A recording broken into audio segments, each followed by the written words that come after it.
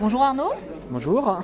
qu'est-ce que tu nous présentes aujourd'hui? Qu'est-ce que tu es venu présenter? Alors je suis venu présenter différents éléments que j'ai mis en place dans mes cours, mais là je vais plutôt te parler d'un jeu de cartes, Breaking Cards, qui permet donc aux étudiants vraiment d'approfondir leurs connaissances et d'être opérationnels après quand ils vont rentrer sur le marché du travail sur le développement de techniques analytiques et en l'occurrence plus la préparation d'échantillons et ce qu'on appelle l'extraction phase solide.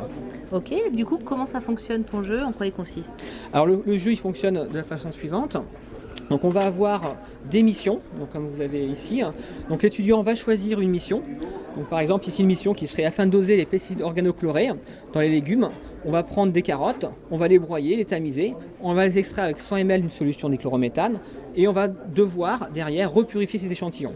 Donc on va indiquer à l'étudiant la structure de la molécule également, des informations qui concernent cette molécule et l'étudiant va devoir créer finalement un protocole opératoire pour répondre à cette mission.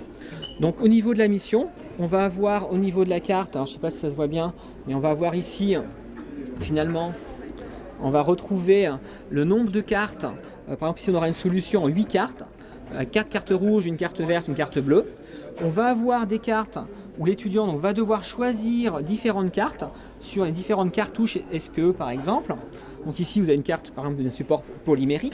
Et donc il va devoir, en fonction du choix des cartes, il va devoir construire l'enchaînement avec des solvants ou même des cartes opérationnelles, puisqu'on aura des cartes où on va laver la cartouche, où on va évaporer, on va diluer, et il va devoir répondre comme ça à un enchaînement de cartes. D'accord. Donc en face, vous aurez un autre groupe qui va faire sa propre mission, mais qui sera en charge de surveiller la mission de l'autre.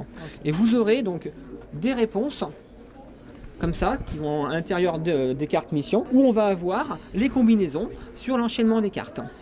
Si l'étudiant n'y arrive pas, il est prévu un certain nombre d'aides. Donc pour ça, au niveau de l'aide, on va aider l'étudiant, mais il y aura des pénalités. Ok, donc c'est l'idée de les mettre dans une condition où ils vont commencer à réfléchir au protocole avant de le faire réellement?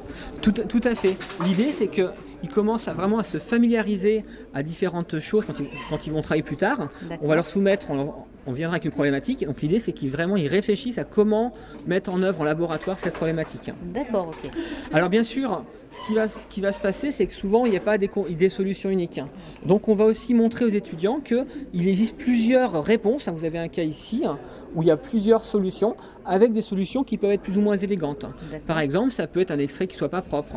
Mais on ne peut pas, d'un point de vue pédagogie, dire non, la réponse n'est pas bonne, puisque d'un point de vue, on va dire, conceptuel, on aura quelque chose qui va être bon, mais d'un point de vue en réalité du terrain, ce n'est pas la solution idéale.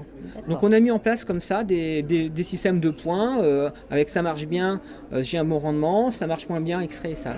Et les faire travailler du coup sur les forces et faiblesses du protocole qu'ils ont. Voilà, tout à fait. Ça leur permet de voir déjà qu'il n'y a pas qu'une seule solution, mais il y a différentes solutions.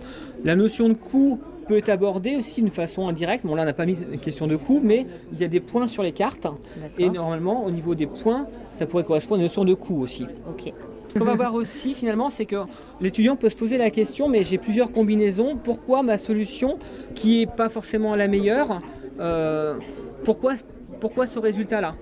Donc ce qui a été mis en place, je n'ai pas ici, mais pour chaque mission, j'ai rédigé une sorte de solution, pourquoi cette solution est élégante par rapport à une autre. D'accord, ok. Et du coup, donc ça c'est quelque chose que tu vas expérimenter la semaine prochaine, c'est ça? Alors c'est des choses qui vont être expérimentées à partir de la semaine prochaine ou dans 2 semaines, je ne sais plus, j'ai plus trop en tête, mais qui ont déjà été testées lors de phase de bêta-test avec des étudiants volontaires. Ok.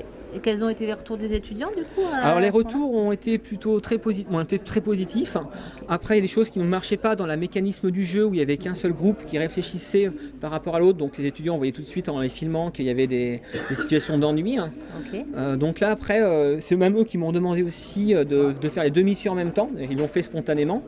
Et également ce qui est ressorti c'est ces besoins aussi d'aller plus loin sur la compréhension et d'avoir ces explications. Donc les étudiants ont été impliqués dès le début finalement dans la conception de ce jeu sur la phase finale, mais ils ont vraiment donné un coup de main après sur la valorisation de ce jeu et sur le mécanisme du jeu.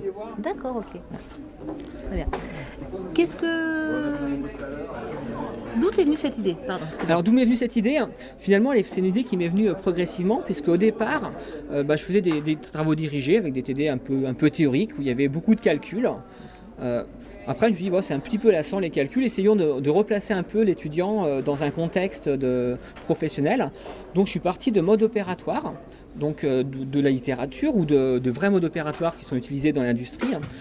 Et je me suis dit, bah tiens, c'est pas mal parce que l'étudiant, déjà, c'était beaucoup plus interactif au niveau de travaux dirigés. Suite à ça, je me suis dit, mais c'est bien, mais est-ce que l'étudiant a bien compris finalement le pourquoi du comment dans ce mode opératoire j'avais cet enchaînement d'étapes?